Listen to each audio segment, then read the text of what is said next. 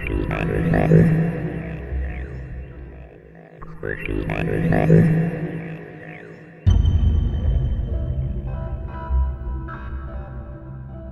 hope not, because you don't want to mess with me.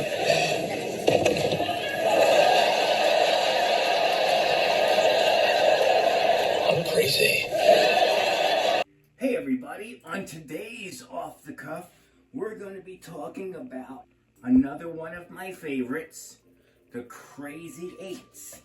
The Crazy Eights.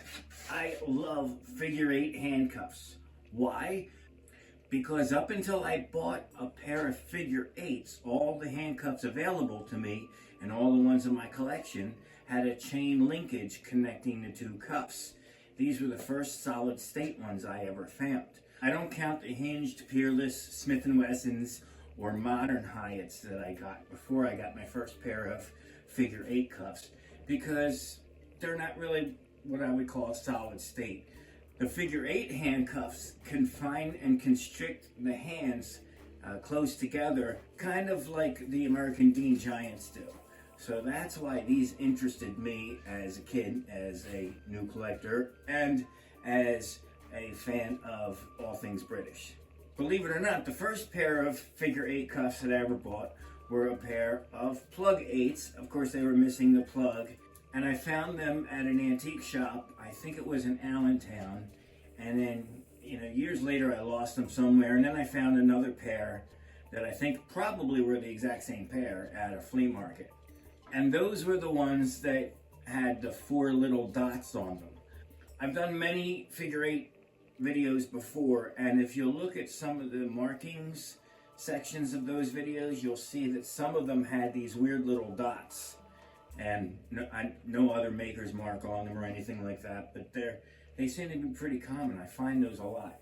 And you'll see them at the end of the video when I show you the close-ups. So over the years, I've managed to assemble quite a collection of many different makers. Everything from Hyatt to Froggatt and a few others in between. Some of them are really strange. Sorry, but Mr. Bean's doing something. Some still have a whole lot of plating. Others are more of the brown patina. Some, there's never gonna be any way to get the rust off because they were probably under the earth for quite a while. Some still have the plugs and they're plated, which I really, really love that. That is so cool. Froggatts, these are Froggatts. All different makers. Where's that four? Here's that four dots that I was telling you about. I've seen that marking on at least 4 different cuffs that have either passed through my hands or that I've seen in sales, and I decided not to buy them because of the price or whatever. So I don't know what that is, and if you do, please let me know. You'll notice I also have my plugs on a chain in this drawer, simply because I love them so much, and I can't wait to get a pair in just a bit better condition. But these, I absolutely love all versions of plug cuffs. I mean, the keys are phenomenal. We have the Boer Wars with the real thick keys, the thick ones. Even the ones that are frozen shut, that'll never open. Got a chisel. Then we have the Irish eights, and I have all different makers from these. Please see my other videos, of course. And one of these even says Ireland or Dublin, I think. There we go. Check that out. That is like so cool. I love cuffs with as many different markings as possible because it just tells so much more of their story. Okay, and another Boer War with the plug. I still have bits of magnet on here to keep the keys together. And one case that these guys came in.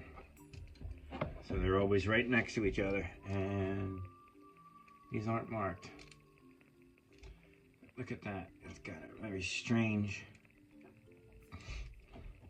So basically, no matter who made them or where they're from, figure eights The plug kind and the Irish 8s all have a special place in my heart. The only thing I'm missing is the solid state Derby. I don't have one of those that has the locking cylinder on both sides. I do not have that yet, and then it's solid here instead of being hinged on the side. But that's on my list of wants. So anyway, well, I hope you enjoyed this week's Off the Cuff, and tune in again next time. See ya.